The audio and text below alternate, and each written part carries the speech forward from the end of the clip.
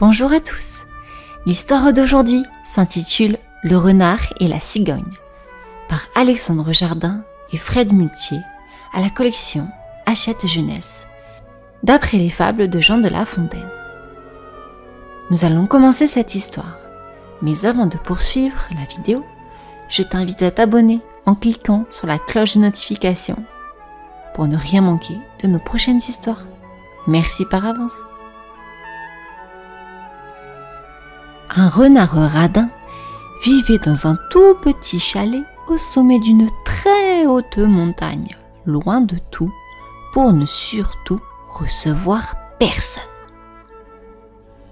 Dans sa cuisine, il ne gardait qu'un quart de sucre, une seule coquille d'œuf, 2 miettes de pain, un demi-quartier de pomme et un dé de lait pour être sûr que nul n'aurait envie de passer chez lui. Pour s'amuser, toute la vallée se moquait du renard si avare.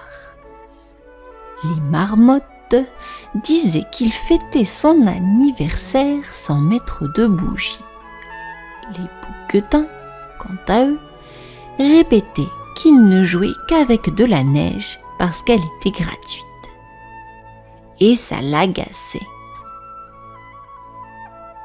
Bien que très gentille, la cigogne n'était pas la dernière à se moquer de lui avec ses copines.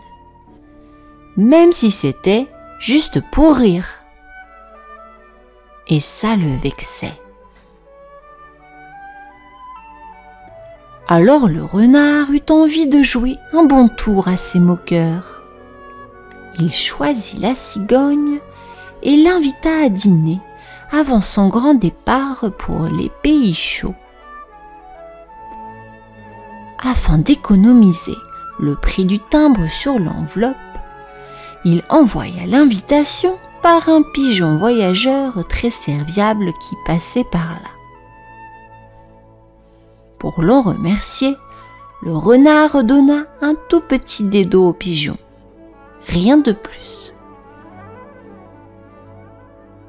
Étonnée, la cigogne accepte l'invitation du renard. Sans hésiter, elle s'acheta une jolie robe de cigogne. Puis la coquette se pomponna et passa du temps à se préparer pour lui faire honneur. Enfin, elle décolla, toute belle. Tout de suite, ils passèrent à table dans le chalet Rikiki. Il n'y avait qu'un tout petit vase vide ébréché sur la très vieille commode, une nappe usée et une demi-bougie pour les éclairer. Sur la table, la cigogne remarqua une minuscule soupière. « C'est pour nous deux ?» demanda-t-elle un peu surprise. « Bien sûr !» répond le malin. « Vous verrez, il y en aura bien assez. »« Ah bon ?» soupira la cigogne. « C'est que c'est bien petit. » Le renard servit sa soupe claire dans des assiettes.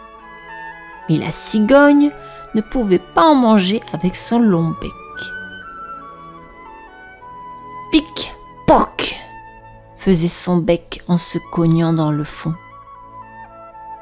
La malheureuse ne pouvait rien attraper, pas le moindre légume.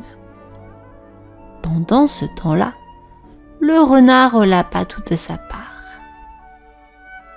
« Je suis vraiment désolé, » soupira le renard. « Votre bec est mal fait, dame cigogne.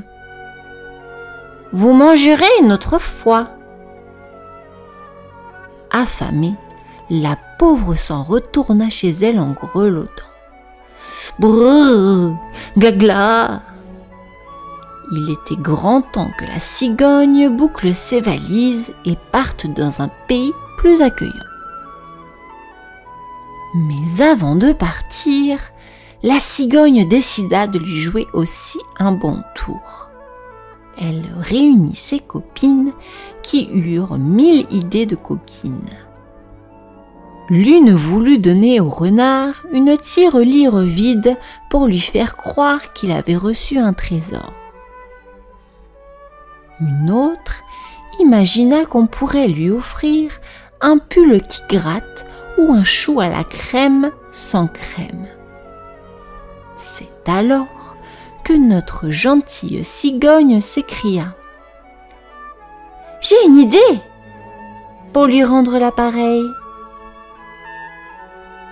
Le lendemain, la cigogne pria le pigeon voyageur de déposer chez le renard une invitation à dîner. Elle l'invitait à partager un repas qu'on adore dans les montagnes, une bonne fondue au fromage. Pour remercier le pigeon, la généreuse cigogne lui fit cadeau d'une belle écharpe rouge afin qu'il n'ait surtout pas froid. Enchanté de se régaler d'une fondue qui ne lui coûterait rien, le renard accepta l'invitation. Il se mit aussitôt à danser dans son tout petit chalet. Rien ne lui faisait plus plaisir que de ne pas payer ses repas. « Je vais manger une fondue gratuite, une fondue gratuite !» chantait-il à tue-tête en dévalant la montagne pour se rendre chez la cigogne. Tout à sa joie, le renard perdit l'équilibre et roula tant qu'il se transforma en boule de neige qui vint s'écraser contre le mur du grand chalet de la cigogne. Et bam! Un peu sonné, mais impatient, le renard s'installa aussitôt à table. Il eut alors la grande surprise de voir que la fondue de la cigogne était servie dans de hauts vases. Avec son long bec, elle pouvait s'en régaler. Mais le renard, avec son museau court, eut beau tout essayer, il ne put rien avaler. Vexé d'avoir été trompé, le renard repartit chez lui, la queue et les oreilles basses, tandis que la cigogne, ravie, s'envola avec ses copines vers l'Afrique. Apprenez, cher trompeur, qu'il faut toujours s'attendre à l'appareil. Et voici la fin de l'histoire. J'espère qu'elle vous a plu. À bientôt.